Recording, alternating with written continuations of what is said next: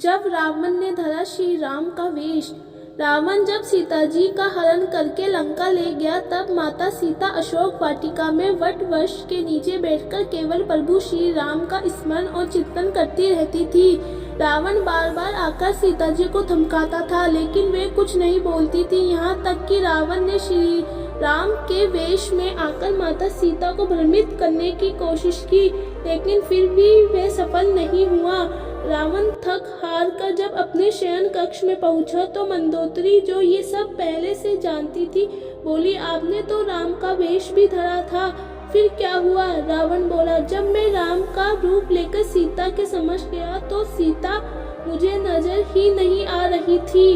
रावण अपनी समस्त ताकत लगा चुका था, लेकिन जगत जननी माँ को आज तक कोई नहीं समझ सका, फिर रावण भी कैसे समझ पाता। लेकिन लंकापति रावण भी कहाँ हार मानने वाला था। उसने फिर से माता सीता के करीब आने का प्रयास किया। वह सीता माँ से आकर बोला, मैं तुमसे सीधे सीधे संवाद करता हूँ, लेकिन तुम कैसी नारी हो कि मेरे आते ही घास का तिनका उठाकर उसे ही घूर घूर कर देखने लगती हो। क्या घास का तिनका तुम्हें राम से भी ज्यादा प्यारा है? रावण के इस प्रश्न को सुनकर माता सीता बिल्कुल चुप हो गई और उनकी आंखों से आंसुओं की धार बह पड़ी। शायद वे मन ही मन उन खूबसूरत पलों के बारे में सोच रही होगी जब श्री राम से विवाह करके अयोध्या आई थी और नई नवेली दुल्हन के रूप में उनका सत्कार हुआ था। माता सीता का बड़े आदर के साथ गृह प्रवेश हुआ और उत्सव मनाया गया। उस वक्त एक परंपरा निभाई गई और उस परंपरा में ही उस घास का तिनके का रहस्य छुपा हुआ है। नववधु जब ससुराल आती है तो उसके हाथ से कुछ मीठा पकवान बनवाया जाता है, ताकि जीवन भर परिवार के सदस्यों के बीच मिठास बनी रहे।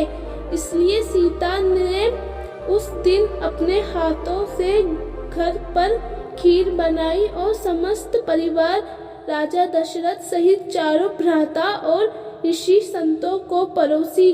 सीता जी ने जैसे ही खीर परोसना शुरू किया कि जोरों से एक हवा का झोंका आया।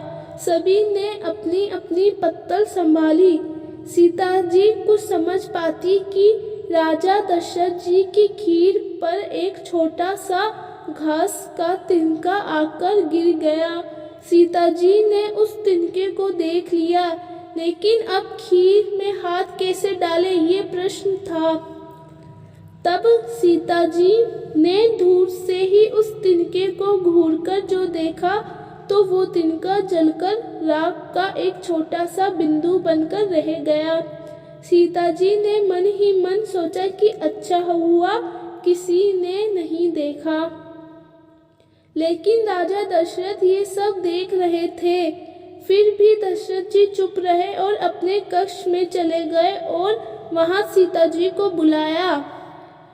राजा दशरथ सीता जी से बोले, मैंने आज भोजन के समय आपके चमत्कार को देख लिया था।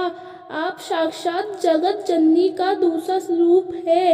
लेकिन एक बात आप मेरी जरूर याद रखना, आपने जिस नजर से आज उस तिनकों को देखा था, उस नजर से आप अपने शत्रु को भी मत देखना। इसलिए सीता जी के सामने जब भी रावण आता था, तो वो उस घास के तिनके को उठाकर राजा दशरथ जी की बात याद कर लेती थी। सीता जी चाहती तो रावण को अपनी एक नजर से ही भस्म कर सकती थी, लेकिन राजा दशरथ जी को दिए वचन की वजह से वे शांत रही।